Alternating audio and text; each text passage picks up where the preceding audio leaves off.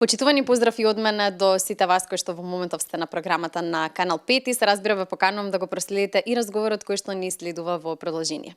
Ово утро зборуваме за коксаки вирусот кој што е многу актуелен во летниот период, но и овој есенски период. Ќе зборувам со доктор Лилија Чолакова Дервишова која што е специјалист по семена медицина и ќе ни открие многу повеќе детали за оваа состојба која што се меша со многу други состојби. Докторке, добро утро. Добро утро, среќен ден за гледачите и за вас. Така, ви благодарам многу што дојдовте во Канал 5 и што ја прифативте поканата да одговориме на прашања поврзани со оваа тема, бидејќи ова е вирус за кој што не се зборува можеби многу во јавноста, не е толку популарен. Бива на почеток да објасниме кои се оние симптоми кои што се појавуваат и кои што можеби се мешаат со други состојби. Па еве, кратко би објасниле да ова е вирус кој што постоел и ќе постои.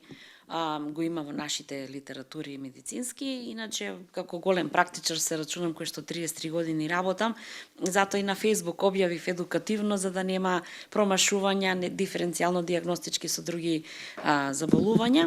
Од прилика тоа е вирус кој што спаѓа во групата на ентеровируси и е во фамилијата на пикорна вируси, значи најмалечките вируси кои што постојат, РНА вирус кој што нема липидна обвивка и е многу резистентен, значи многу издржлив на киселини на високи температури. Ке се појавува кај дечиња од 3 до 10 години и начинот на пренесување е орофекален. Значи ако играат во земја каде што има измет, секрет каде што има човечки или од некои животни. Така да, знаете, малите деца многу често играчките си ги менуваат, па во уста ги користат и се јавуваат, да речеме, истите симптоми. Може на две братчиња да се јават или во градинка кај што играат. Од прилика симптомите се висока температура, се јавуваат ситни, црвенки формации на прво во ниво на кожата, а после тоа се и како издигнати од самата кожа и може со течност, со гној да се направат, го кажувам стадиум по стадиум, се јавуваат на шаките, одозгоре и одоздоле, кое што е видливо на самата слика или ако отворите на Google или на Facebook или било каде, на стапалата доле може да се јави и она кое што е најкарактеристично и ние како практичари кои што го препознаваме е херпангината. Херпангината е всушност 12 везикули меурчиња загноени во самото грло, се гледаат на самите тонзили или на крениците. Народски ќе користиме зборови за да може нашиот народ да не разбере. Децата идат со висока температура, со многу јака болка во грло, малаксани не им се јаде, не можат да голтаат, можат да се јават и стомачни проблеми, со диареја, со проливчиња. Постојат два типа на коксаки, тип А и тип Б. Тип А прави херпангина, додека тип Б малку поагресивен, може да направи миокардити, перикардити, значи таква малаксалост што поретко се јавува. Најчесто е тип А. И затоа велиме во ова време треба да мислиме. Најчесто терапијата оди симптоматски. Што значи најбитно е да се рехидрираат децата, да се внесуваат многу течности, електролити. Заради високата температура може да се дадат парацетамол, бруфен, сирупчиња, но пак ја кажам, се што е хемија, што помалку да се користи. Да. Сега зборуваме постојано дека ова е состојба, односно вирус кој што се појавува најчесто кај децата, но страда ли друга возрастна категорија од овој вирус? Многу ретко, значи кај луѓе со намален имунитет може да се јави и треба да се третира соодветно, да се препознае навреме, да се дадат, ако има некој многу висока температура, повторно ќе кажам антипиретици, но ако се направат и други компликации, се прави крвна слика да се види како се движи крвната слика кај пациентот и нормално ако се влошува состојбата, па ќе се дадат и антибиотици.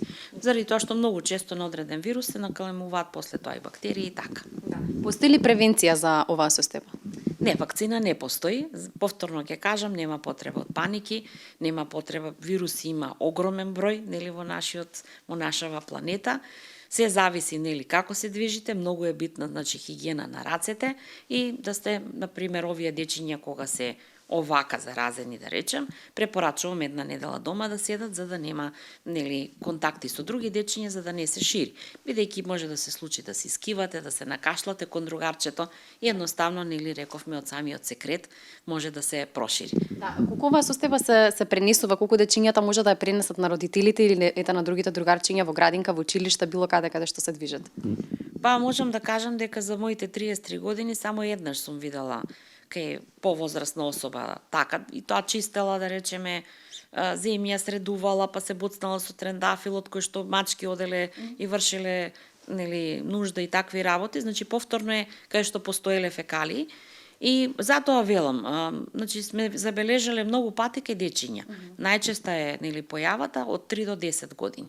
А додека кај возрастните со добар имунитет, па и оние кои што се со нарушено здравје, до сега не сме забележали, единствено кај една особа која што очигледно внесот на вирусот бил директно со буцкање од трендафилот кој што бил во земја која што била инфицирана и така. Да, и сега во самата најава споменав дека честопати се оваа состојба се меша со други состојби, дали се тоа сипаници, алергија, без разлика, но колку лекарите навистина се запознаени со тоа како правилно се третира овој вирус?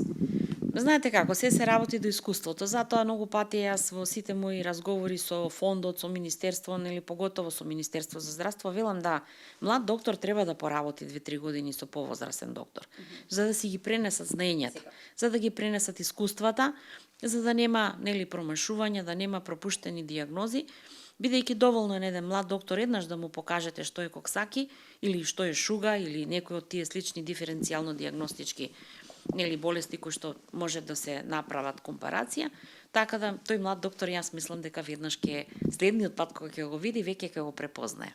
Добро. Доктор, ке ви благодарам многу за сето на кое што го споделивте со нашите гледачи. Верувам дека малку повеќе објаснивме што е коксаки вирусот и дека знаеме да го препознаеме и се разбира секогаш е апелот доколку не знаеме да консултираме доктор кој што ќе ни даде соодветна терапија. Благодарам на поканата.